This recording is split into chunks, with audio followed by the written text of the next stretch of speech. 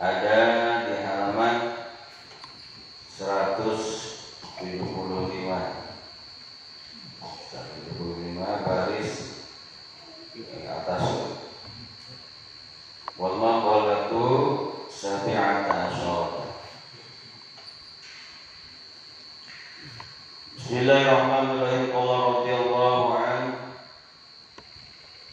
wal maqalatu sabi'ata asyara, dan maqalah yang ke-17 dari Nabi sallallahu alaihi wasallam, dari Nabi Muhammad sallallahu alaihi wasallam, anahu, bahwasanya beliau itu Nabi qala bersabda, al ummahatu, biang-biang itu, induk-induk itu, ai usuli, yakni asal-asal itu, arba'un, itu ada 4 macam. Minal asyai, dari beberapa perkara. Umul adwiyati, yang pertama adalah biangnya obat-obatan.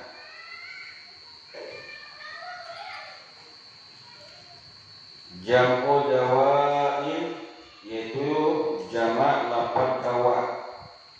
Adwiyatin, dawain. Adwiyat itu dawa. Mufradnya atau tunggalnya, kalimat tunggalnya dawa, jamaknya adwiyah.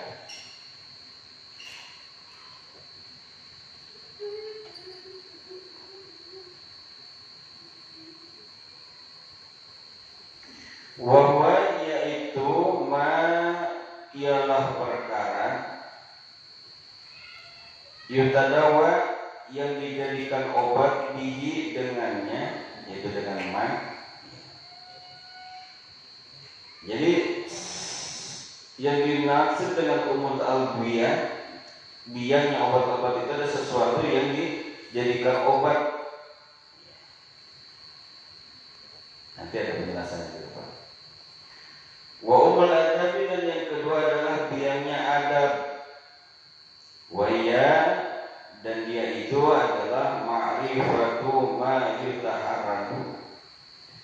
Ma'rifatu ma yutaharradu ialah mengetahui ilmu yang dapat terpelihara bihi, dengannya, anjani anwaril khata, dari semua macam-macam kesalahan.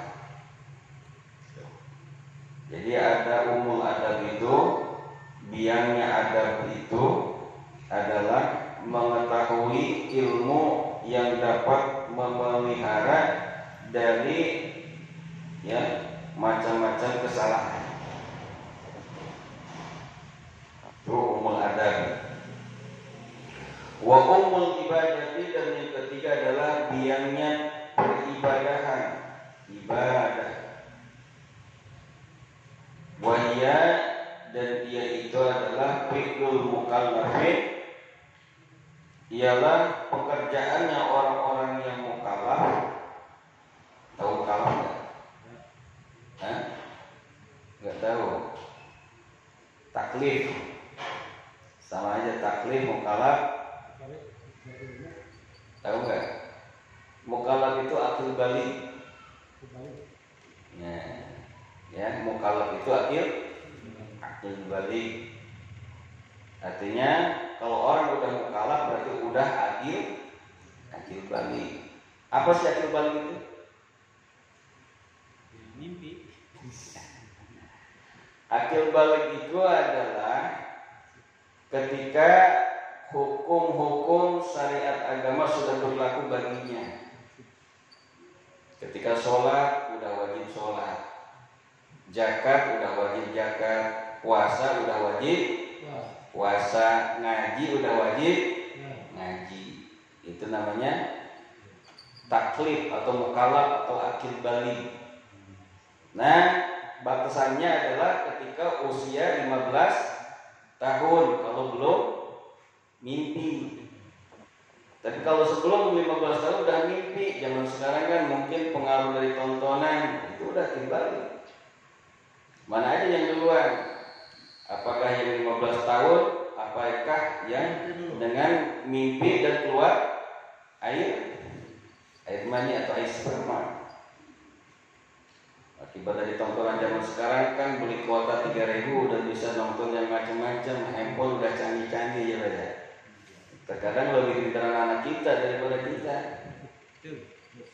Itu akibat dari kemajuan teknologi, akhirnya dampak negatifnya banyak buat anak kita. Satu, dari segi tontonan, Masya Allah, udah susah filternya sekarang, masuk lewat Facebook, masuk lewat YouTube, masuk lewat Twitter. Itu banyak konten-konten porno. Internet, tinggal ngakses, klik, udah langsung keluar. Itulah kemajuan teknologi kalau tidak dibarengi dengan keimanan, pendidikan agama akan menjerumuskan kita. Kita nggak anti teknologi, betul. Kita umat Islam nggak anti dengan teknologi, justru kita harus mengikuti teknologi. Tapi jangan sampai kita diperdaya oleh teknologi, betul. Makanya kita punya handphone, punya. Kenapa kalau punya handphone ketinggalan jalan kita? Gak tahu apa-apa. Bukan kita itu. Ambil manfaatnya, ambil positifnya kemajuan teknologi. Kita nonton YouTube, tonton apa? Ceramah, murotal. Jangan diklik apa? Dangdut koplo mulu. Ya.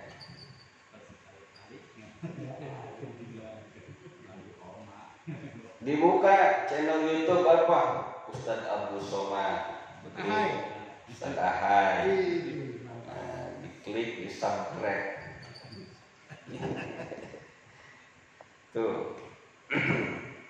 Itu nyala mukalaf, ya. Kalau perempuan, kalau udah 9 tahun, kalau perempuan atau sudah men atau head, itu udah taklif namanya, mukallaf, udah akil balik. Maka kalau udah begitu, ketika nggak sholat udah dicatat dosa, gak puasa dicatat dosa, udah dicatat karena udah akil balik. Nggak ngaji dicatat lah, nggak sembarangan dicatat. Nggak ngaji dosa, nggak dosa. Kenapa? Ngaji wajib sama dengan sholat. Jangan dianggap sepele ngaji itu. Ngaji itu wajib, bahkan dikatakan oleh para ulama lebih wajib.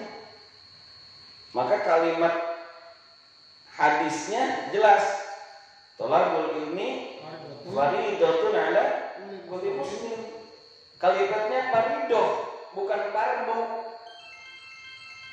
Ya, bukan fardu, tapi fardhu ini menandakan bertambah maknanya, artinya bertambah kekuatan maknanya, artinya fardhu itu lebih wajib. Ya, lebih wajib.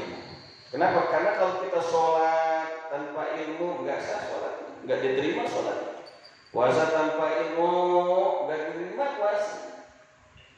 Ya, lapar seharian kagak diterima, kan rugi. Kenapa? Nggak dapat ilmunya, nggak tahu ilmunya. Pergi haji, ongkos mahal-mahal, udah di Solo capek, panas, kagak diterima hajinya. Kenapa? Nggak pakai ilmu. Makanya semuanya harus pakai ilmu. Maka ada istilah yang sering kita dengar, hidup dengan ilmu akan jadi mudah, hidup dengan iman akan terarah, hidup dengan seni akan menjadi indah. Hidup dengan ilmu akan jadi mudah. Lah sekarang kita ngaji ini tabligh akbar dengan ilmu apa? Dengan teknologi, adanya apa? Speaker, adanya mic, ada pengeras suara. Lah kalau nggak ada pengeras suara, jamaah banyak ribuan, teriak-teriak Ustaz, habis suaranya. Ya kan? Satu lapangan penuh jamaah nggak pakai speaker.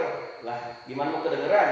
Nah dengan ilmu akhirnya yang di ujung lapangan masih kedengeran, betul? Dengan ilmu jadi mudah. Ke Arab, pergi haji dulu orang tua kita dengar kalau pergi haji 6 bulan di perjalanan. Kapal laut. Ya, naik kapal laut. Sekarang cuma apa? 11 jam nyampe sana. Kenapa? Karena kemajuan kan teknologi dengan apa? Dengan ilmu. Kejadian sekarang di Amerika bisa tahu dengan apa? Dengan handphone. Betul nggak? Itu apa kemajuan dengan ilmu? Jadi mudah.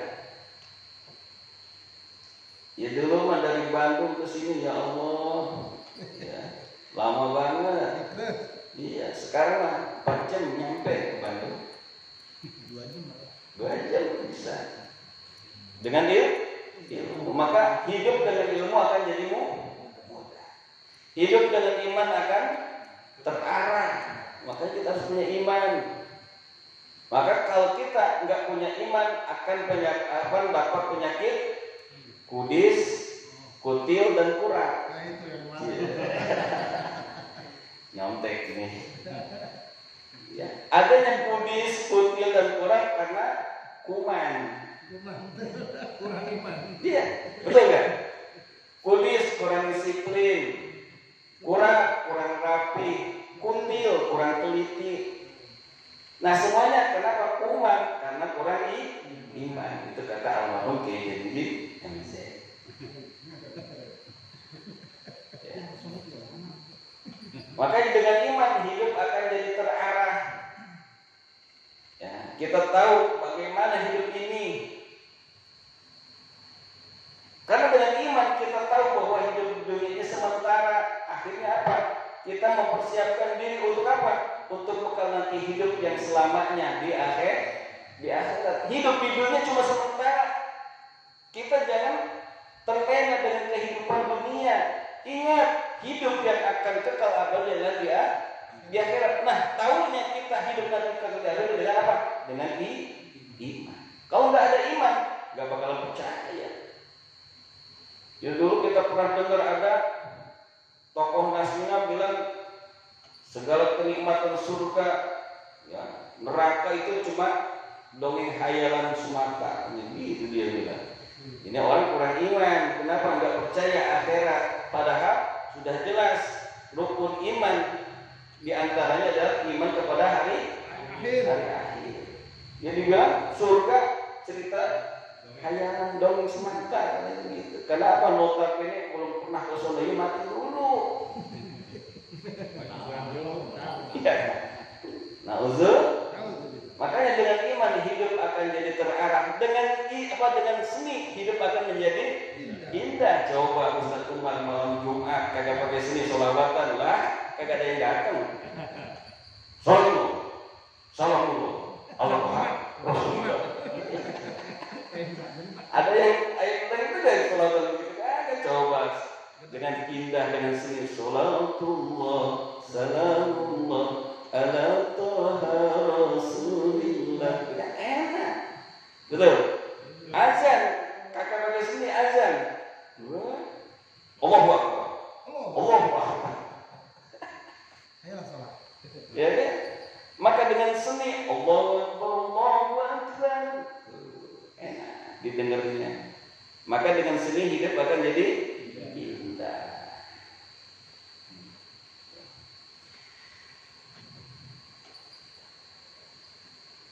Wahia bilul mukallafin ialah pekerjaannya orang akil balik ala hilafin hawa nafsihi, yaitu dengan menyalahi keinginan hawa nafsunya, ta'diman li rabbih, karena mengagungkan kepada Tuhannya. Nah itu namanya umul ibadah, diamnya ibadah.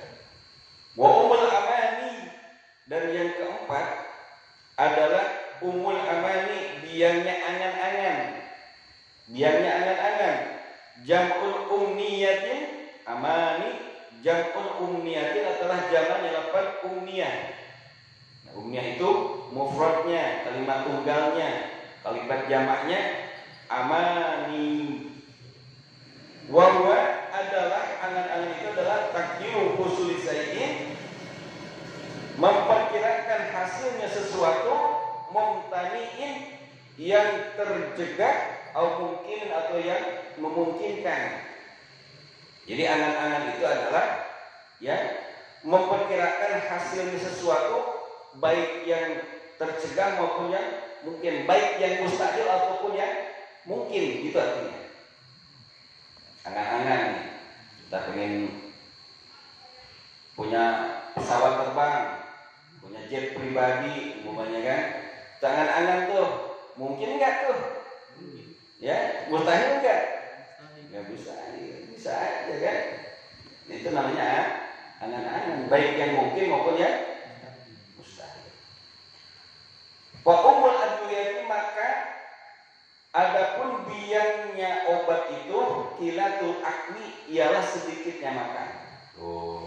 Ternyata biangnya obat-obatan itu gak usah ke dokter, gak usah ke rumah sakit. Ternyata cukup dengan sedikit makan, jangan kemerkaan, jangan banyak-banyak.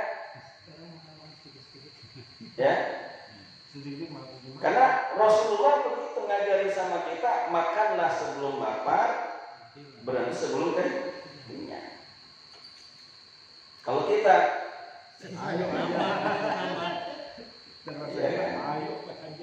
makan nunggu lapar, berarti setelah kenyang, gitu ya.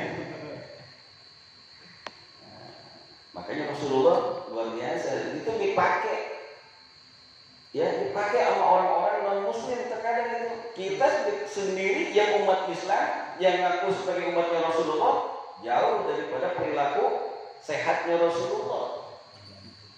Perilaku sehat Rasulullah dicontoh oleh orang-orang Barat. Kita ngaku bangga sebagai umatnya Rasulullah, tetapi jauh dengan akhlak Rasulullah. Nih, adapun biangnya obat-obat itu kilatul akli, sedikit makan. Fa inna ihtima'a min akli, fa inna ihtima'a, karena sesungguhnya pantrang min akli, dari makan itu, ma yadurru, dari apa yang memadaratkan dia, khairun, lebih baik, min adwiyatin, daripada minum obat. Ternyata kalau kita nggak terlalu banyak makan, lalu kita pilih-pilih makanan-makanan itu, mana yang sehat, mana yang enggak, itu jauh lebih baik daripada minum obat.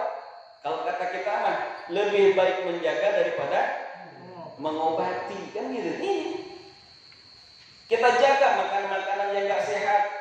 Kalau udah usia di atas 40, jeroan-jeroan udah nggak usah dimakan, ya, nggak usah dimakan. Yang santan-santan nggak usah dimakan. Kenapa? Akan menjadikan mudarat buat kita. Kasih ke pengkolan aja. Itu lemparin aja ke bloki. Tuh, khairun min adwiyatin, lebih bagus daripada meminum obat likuli dawai, untuk setiap-tiap penyakit. Untuk tiap-tiap penyakit. Luar biasa ya jalan Rasulullah.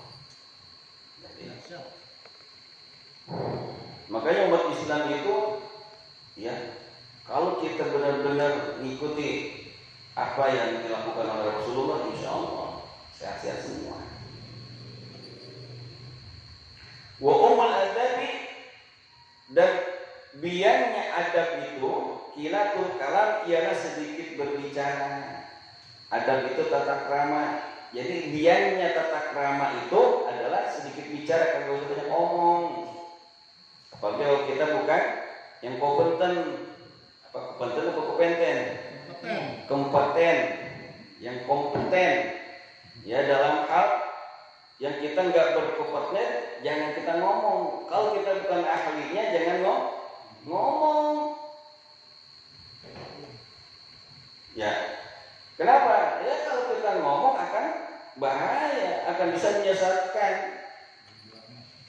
Bukan ahli agama ngomong agama, ya kan?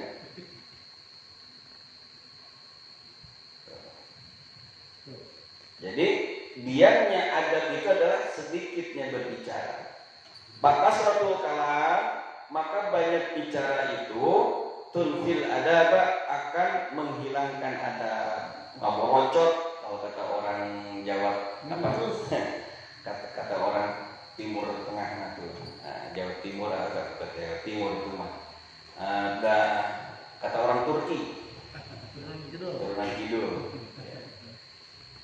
Orang Perancis. Peranakan Ciamis. Jadi ngaborocot itu apa? Banyak ngomong. Apa aja diomongin, ini omongin, itu diomongin. Nah itu ketika kita banyak ngomong itu akan menghilangkan tata krama kita. Apalagi kalau depan kita adalah orang alim, ulama, ya kita harus menundukkan kepala kita. Jangan depan orang-orang soleh, orang-orang yang alim, orang-orang ulama kita banyak ngomong. Kita justru lebih jaga adab kita. Nah kalau ketika kita enggak menjaga kalam kita, banyak ngomong, akhirnya apa? Hilang tata krama kita kepada mereka. Betul enggak? Jadi begitu nih, maksud daripada umul adab itu, kilatul kalam itu, ketika kita banyak ngomong, akan hilang adab tata krama kita. Depan orang tua, jangankan dengan depan orang alim lah, dengan depan orang ulama, orang soleh. Depan orang tua kita jangan banyak ngomong. Kalau belum ditanya sama orang tua kita, seharusnya kita jangan banyak ngomong. Kalau ditanya baru, itu tuh tata krama begitu Pak. Datang ke rumah guru juga begitu, kalau belum ditanya sama guru jangan ngomong dulu. Kalau udah dibuka sama guru, ada apa datang? Ya gini guru, datang saya ke sini tuh sama jamaah gini. Jangan kita berwacot, guru belum nanya kita udah 10, guru belum ngomong kita udah 10. Nah itu akan menghilangkan tata. Wa umul ibadah, dan biarnya ibadah itu kilatul dzunub, sedikitnya berbuat dosa. Padunub, maka dosa-dosa itu tunfil ibadah, akan menghilangkan ibadah, meniadakan ibadah. Karena dengan kita berbuat maksiat, berbuat dosa akan mengakibatkan hilangnya ibadah kita, hancurnya ibadah kita. Terkadang karena ada dosa, dengan kita berbuat dosa sekali, itu ibadah kita yang bertahun-tahun akan hilang. Ya.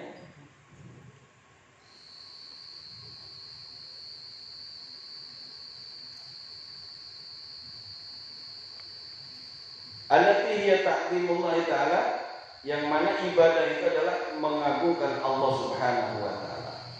Wa umul amani, dan biarnya angan-angan atau cita-cita itu adalah as-sabru, bersabar. Jangan kita banyak berhayal, banyak keinginan, sabar. Tuh, jadi biarnya angan-angan itu adalah sabar. Wa huwa habsun nafsi, sabar itu adalah menahannya diri kita anil jajai, dari rasa gelisah. Jajai, gelisah, resah. Fasabru, maka sabar itu adalah amarru, lebih pahit minas sibri, daripada jadal, buah jadal.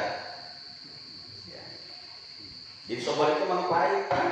Di sini tuh amarru, lebih pahit. Ya, lebih pahit. Sabar itu lebih pahit Pak. Lebih pahit daripada jadal, lebih pahit daripada broto wali, mungkin begitu. Ya. Wa yuqalu, dan dikatakan bisabri, dengan kesabaran, tanalu ma turid, engkau akan memperoleh apa yang engkau inginkan. Wa bitaqwa, dan dengan takwa, yalinu lakal jadid, maka akan lunaklah besi bagimu. Artinya apa? Bukan dengan kita takwa bisa belok-belokin besi kayak si limbah, bukan. Artinya apa? Kita akan lunak hati kita. Karena sekeras-kerasnya besi bisa dibelokin, tapi sekeras-keras hati susah. Batu, sekeras-kerasnya batu bisa dipecahin, tapi kalau hati udah keras, masya Allah, susah dipecahinnya, benar nggak? Artinya begitu nih, dengan takwa hati kita akan lembek, akan lembut, akan lunak. Begitu tuh. Keras-kerasnya batu juga bisa dicari, tapi hati kalau udah keras, nauzubillah susah ngerahasnya. Ya, kalau hati udah keras susah, diomongin gini, diomong gitu kagak mempan, kagak masuk. Dinasihatin gini, nasihatin begitu kagak mempan, kagak masuk. Hati kalau udah keras, merekedawang. Bahasa apa tuh merekedawang? Ya, Turki. Merekedawang keras hati. Kalau kata istilah orang Betawi mah kayak mesin mogok. Didorong kagak maju, ditarik kagak maju, itu mesin mogok begitu tuh. Kalau udah keras hati gitu, Pak. Ya, susah dinasihatinya.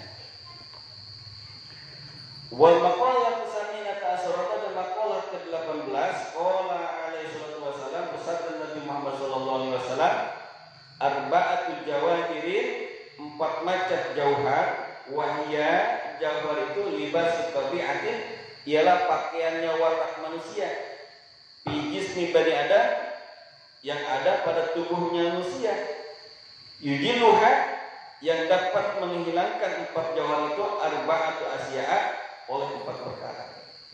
Ya, yujiluha yang mana 4 perkara itu bisa dihilangkan. Ya, arba'atu asya'a dengan 4 perkara. Minas sifatil madmumati yaitu daripada sifat-sifat yang tercela. Ama jauhiru adapun jauhar-jauhar itu permata jauhar itu. Jauhar itu permata. Fal aklu yaitu akal. Jadi akal itu permata kita tuh. Permatanya manusia akal. Maka akal ini bisa hilang. Ya dengan 4 perkara itu. Maka permata-permata ini akan bisa hilang dengan 4 perkara juga. Wahwa dan dia itu yaitu akal jauharul ruhaniyun adalah jauharnya rohani. Allah Ta'ala yang Allah telah menciptakannya muta'alliqun yang melekat di badan insani pada badan manusia. Akal itu adalah sesuatu ya yang menjadi jauharnya rohani, permatanya roh yang Allah sudah ciptakan ya, yang melekat dengan diri manusia. Itu akal namanya. Ngerti kan?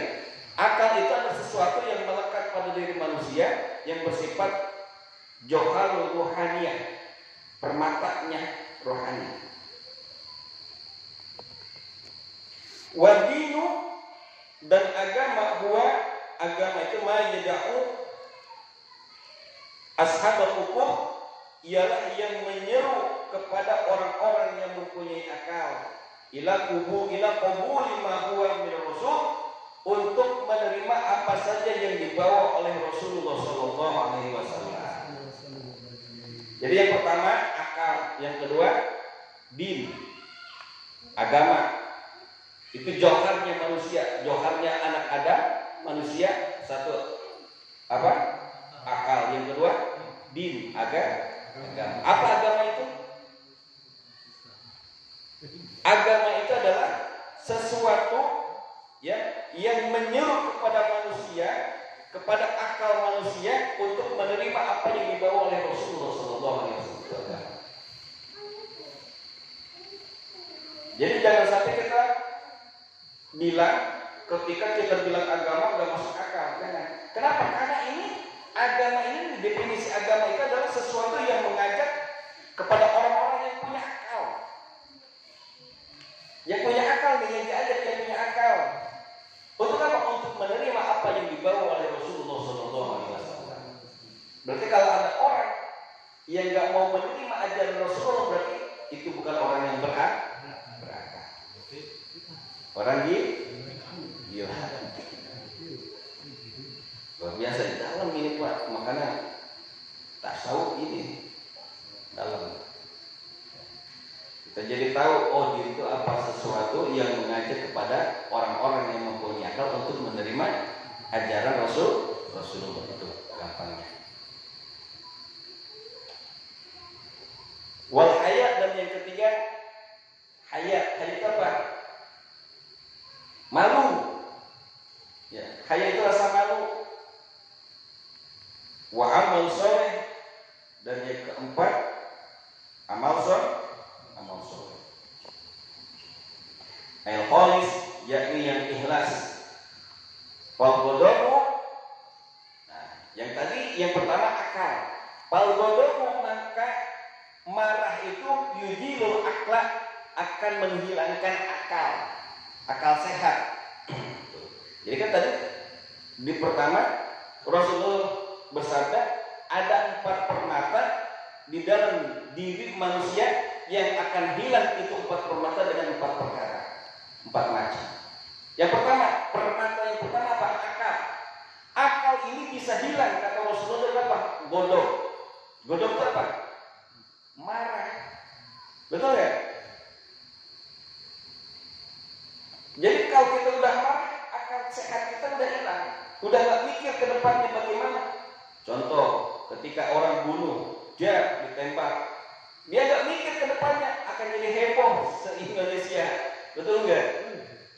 Jadi heboh. Kenapa? Akibat dari apa? Gondong. Dia marah. Gondong alam. Marahnya karena apa? Betul nggak? Ini akhir-akhir ini lagi rame nih. Ada aparat ditembak sama aparat. Gondong alam. Kronologinya ceritanya begitu. Tapi saya yakin itu akibat daripada godong. Godong itu apa? Marah.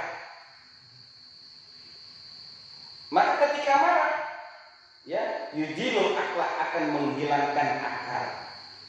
Akal sehat kita akan hilang dengan marah. Ketika kita marah nih, emosi berlebihan. Sama anak terkadang orang berani bunuh, sama orang tua berani bunuh. Kenapa? Karena godong, marah, akal sehatnya enggak berjalan, hilang akal sehatnya. Tuh. Kata Rasulullah. Jadi akal itu akan hilang dengan marah. Wahwa, dan dia itu adalah nurun fil qalbi, cahaya di dalam hati, yu'raqu bihil haq wal batil, yang dapat mengetahui dengannya antara hak dan batil. Jadi akal itu adalah cahaya di dalam hati yang bisa membedakan antara hak dan batil. Hak dan batil. Karena sudah jelas antara hak dan batil, jelas. Semua yang dilarang oleh agama sudah pasti akan mengakibatkan kemudaratan, akan mengakibatkan sesuatu yang berbahaya bagi kita. Maka dengan marah kita nggak bakal memikirkan hal-hal yang akan membahayakan diri kita, keluarga dan masa depan kita. Itu akibat marah.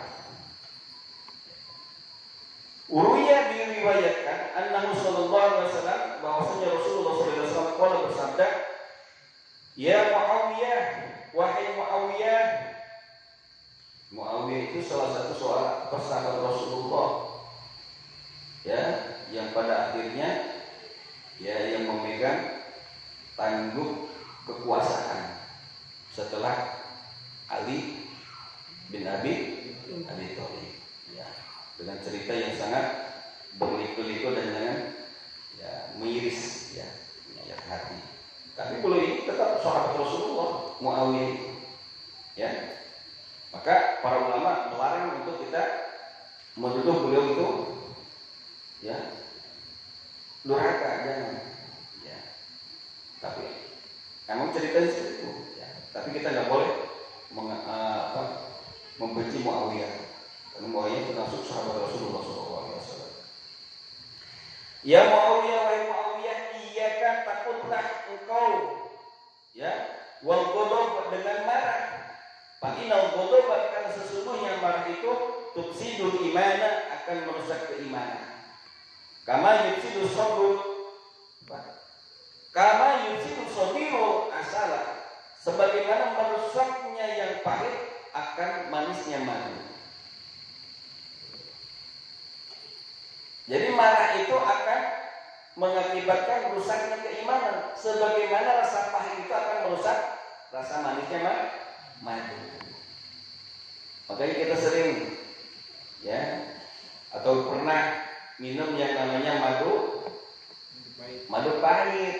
Kenapa? Karena itu madu dicampur dengan sesuatu yang pahit, maka hilang manis madunya. Nah, kalau kita marah, maka akan merusak keimanan kita. sebagaimana rasa pahit akan merusak rasa manisnya madu. Rawahul Baihaqi, ini hadis riwayat Imam Baihaqi. Wal hasan dan hasan itu apa? Dengki. Wa huwa yaitu tamani jawali nikmatul ghaib, yaitu dia berharap akan hilangnya kenikmatan orang lain.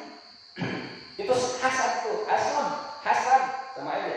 Hasud dan hasan sama aja.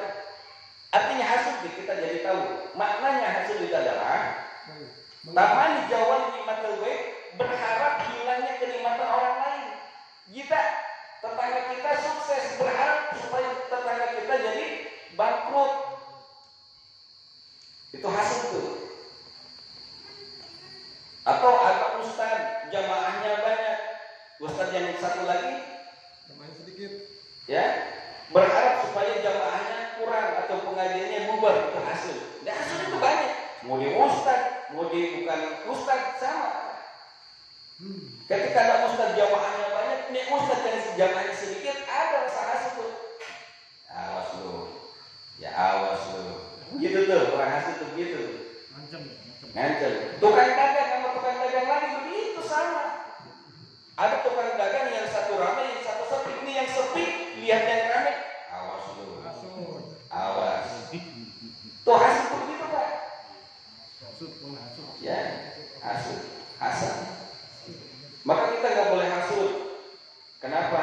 Al hasud la yahsud. Rizqul hasid lil mahsud. Al hasud la yahsud, orang hasud bakal naik derajat. Artinya begitu. Al hasud la yahsud, rizqul hasid lil mahsud. Orang hasud nggak bakalan naik derajat. Rezekinya orang hasud akan diberikan kepada orang yang dihasudi. Kita hasud sama orang yang kita kasih sama orang hasud sama Allah. Hati-hati kita. Di sifat hasud masya Allah. Di ustaz juga ada, di kiai juga ada. Lihat pesantren tetangga ramai banyak santrinya, dia sepi, ada rasa hasud tuh. Bicara setan itu. Iya benar, setan emang setan. Ya. Jadi tahu tuh. Jadi arti hasud itu adalah berharap hilangnya nikmat orang lain. Wal hasad dan hasud yujilu dina, akan menghilangkan agama. Masya Allah, dengan hasud bisa hilang agama. Ya. Syariatin yakni syariat agama. Dulu ya diriwayatkan an Rasulullah sallallahu alaihi wasallam, Nabi sallallahu alaihi wasallam qala bersabda, iyyakum wal hasada. Takutlah kalian dengan kedengkian atau dengan hasud. Fa innal hasada, karena sesungguhnya hasud itu yaqulul hasanati, akan memakan amal-amal kebaikan, kama taqulun narul khotabah, sebagaimana membakarnya api kepada kayu bakar. Hati-hati ya. Hasud itu akan menghilangkan agama. Maka Rasulullah bersabda, takutlah kalian kepada hasud atau kepada dengki. Kenapa? Karena sesungguhnya hasud itu akan memakan kebaikan kita, sebagaimana membakarnya api kepada kayu bakar. Rawah Abu Daud, ini hadis riwayat Imam Abu Daud.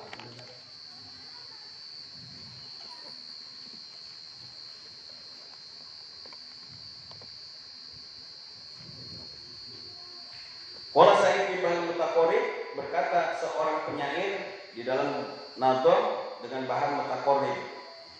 Lupa lagi saya. Dengan bahar kamil yang biasa itu.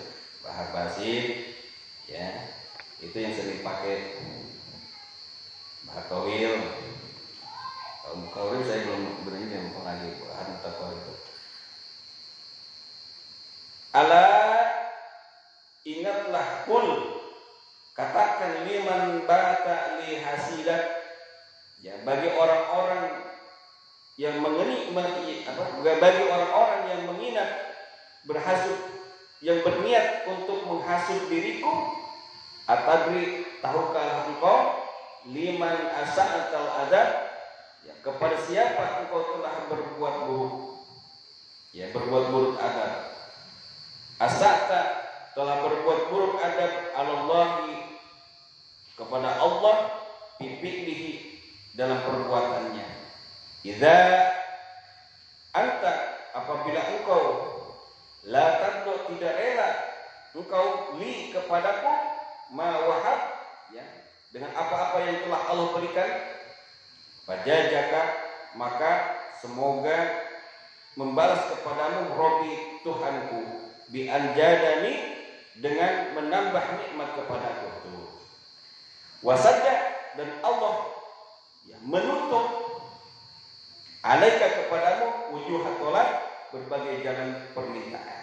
Tuh, jadi ketika isi syair merasa dizolimi, merasa dihasudi oleh orang, maka dia bikin syair. Syairnya gitu, ingatlah wahai kalian, wahai engkau yang berniat hasud kepadaku, begitu artinya ini syair. Ketahuilah bahwa sesungguhnya ya, engkau berhasud itu adalah berbuat buruk terhadap Adam. Maka ketika engkau berbuat buruk terhadap Adam, maka engkau telah berbuat buruk kepada ciptaan Allah. Sesungguhnya ketika engkau tidak ridho kepada apa yang telah Allah berikan kepadaku, maka Allah akan membalasnya kepadamu ya dengan apa? Dengan Allah menambah ya nikmat kepadaku. Maka tadi saya bilang rizqul hasid lil mahsud, rezekinya orang yang hasud itu akan diberikan kepada orang yang dihasudi. Maka Allah pun akan menutup kepada dirimu jalan-jalan permintaan dirimu. Kita mau doa, mau apa, kalau kita sudah zalim, sudah hasud kepada orang lain, maka akan ditutup oleh Allah Subhanahu wa taala. Itu arti saya tadi itu. Jadi kita jangan zalim, jangan hasud kepada orang lain. Kenapa? Justru rezeki kita akan diberikan kepada orang yang dihasudi. Watom dan toma. Tahu toma enggak? Toma, tamak. Tamak itu bahasa Arab, asal kata toma. Rakus, lubok. Kalau kata orang Jawa menggulung lubok. Tahu lubok enggak? Itu dulu logatnya begitu lubok. Ya. Airobatu pisai yakni menyukai pada sesuatu. Ya. Toma, tamaruk, berharap. Ya berharap pada pemberian orang lain itu toma namanya. Ya. Ada tetangga lagi selamatan, mudah-mudahan dikasih besek. Itu toma namanya. Atau ustaz, mudah-mudahan datang nih. Ya kan? Dari jamaah itu jangan nggak boleh. Maka saya diajar karena guru saya nggak boleh toma. Maka saya sampai sekarang masih tetap jadi karyawan. Supaya apa? Supaya menghilangkan rasa toma. Ustaz Umar, pengusaha, ya kan? Saya karyawan. Kenapa? Supaya kita nggak toma sama jamaah, sama murid-murid kita. Karena kalau udah sifat toma, bahaya Pak. Karena Rasulullah Fahdaru ahdat tomi, takutlah kalian kepada orang-orang yang tamak. Yujilul haya, maka sifat toma itu akan menghilangkan rasa malu. Udah, jadi ustaz toma, udah hilang rasa malunya. Nggak punya malu, nggak punya malu. Makanya dengan toma itu akan hilang rasa malunya. Wal ghibah tujilul amal soleh, dan ghibah itu akan menghilangkan amal soleh. Wal ghibah dikasih ghibah, ya dikasih dengan ghib ayadul syakhsud, ialah menyebutnya seseorang masalah insan, kejelekan orang lain fi ghaibatihi, pada gaibnya si insan, wahia, dan kejelekan itu fihi, ada pada si insan itu. Jadi yang namanya ghibah itu adalah menceritakan kejelekan seseorang ya ketika orangnya nggak ada, dan kejelekan itu memang ada di pada diri orang itu ghibah. Ghibah itu menceritakan kejelekan orang lain. Ada orang ya diomongin sama kita, ngerumpi. Tapi ngerumpi itu bisa dua kemungkinan. Bisa kemungkinan ghibah, bisa kemungkinan fitnah. Bahaya saudara. Kalau ada buktinya namanya ghibah. Kita. Tapi kalau nggak ada buktinya namanya Fitnah. fitnah. Bahaya. Bahaya dua-duanya, Pak. Bahaya. Jerumus. Bapak bukan ngomongin dia, kenyataan ini itu ghibah namanya. Pak Wan bener nggak? Antum begitu nggak kita dengar? Gua nggak ngomongin dia, kita ngomongin kenyataan dia begitu. Itu ghibah namanya. Yang ada buktinya, kenyataannya namanya ghibah. Justru kalau nggak ada kenyataannya namanya fitnah. Maka ghibah itu sama dengan memakai bangkai saudara kita sendiri. Mau nggak kita makan bangkai manusia? Jangankan bangkai manusia, bangkai ayam aja kita kagak mau. Bener nggak? Bangkai kambing aja kita kagak mau. Kurban ada, ya dulu di daerah saya di Bintaro ada orang sok-sokan berani motong sapi. Gagal. Golok agak tajam, sapi berontak. Ya baru setengahnya karena berontak, ya panik dia, dicacang, ini leher sapi. Itu udah bangkit namanya. Kalau mau tahan, ambil golok yang lain, ini masukin, ini diangkat, yang enggak tajam. Begitu caranya kalau motor. Ya jangan kita modal keberanian nggak punya ilmu, dicacat kayak nyacak nangka, karena kaget. Kita harus punya ilmunya, triknya, bagaimana sapi supaya gak ngamuk. Jangan asal berani aja. Banyak sekarang gitu orang sok berani, sok pinter, tapi nggak punya ilmunya. Hati-hati, bangkit. Bisa dikasih nggak mau, dikasih aja orang lain. Saya tahu potong begitu. Ya. Jadi sama kalau kita ghibah memakan bangkai saudara kita sendiri. Jadi kalau ada buktinya namanya ghibah, kalau nggak ada buktinya namanya fitnah.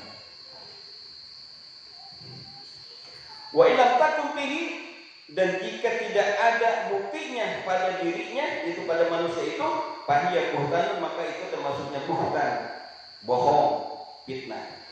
Wa in wajahahu, dan jika ia berhadapan dengan insan itu, dengan orang itu, biha, ya, dengan menyebut kejelekannya, bahwa satimun, maka itu adalah bahwa satamun, yaitu satam. Satam itu apa? Mencaci maki. Tuh. Jadi gini, ada 3. Yang pertama, ghibah itu menceritakan kejelekan orang lain, orangnya kagak ada. Dan itu terbukti ada benar kejelekannya, itu ghibah. Yang kedua, menceritakan kejelekan orang lain, nggak ada buktinya dan orang nggak ada, itu namanya fitnah. Yang ketiga, menceritakan kejelekan orang lain, orangnya ada depan kita, itu namanya apa? Mencaci maki, membuli. Oh, ada 3 tuh Pak. Ya, Masya Allah, luar biasa nih kita. Jadi satu, ghibah itu menceritakan kejelekan orang lain, orang yang nggak ada dan kejelekannya ada. Yang kedua, menceritakan kejelekan orang lain, orang yang nggak ada tapi nggak terbukti kejelekannya itu, namanya fitnah. Yang ketiga, menceritakan kejelekan orang lain, orangnya ada depan kita, itu apa? Mencaci maki, membuli, membuat malu. Mudah-mudahan iman kita, ya, akal kita, agama kita, amal soleh kita, ya, rasa malu kita, semuanya dijaga oleh Allah Subhanahu wa Ta'ala. Jangan sampai akal kita hilang, ya kan? Agama kita hilang, rasa malu kita hilang, ibadah kita hilang. Nauzubillah. Mudah-mudahan dengan ilmu yang kita pelajari bisa bermanfaat dan kita amalkan dalam hidup kita sehari-hari. Amin.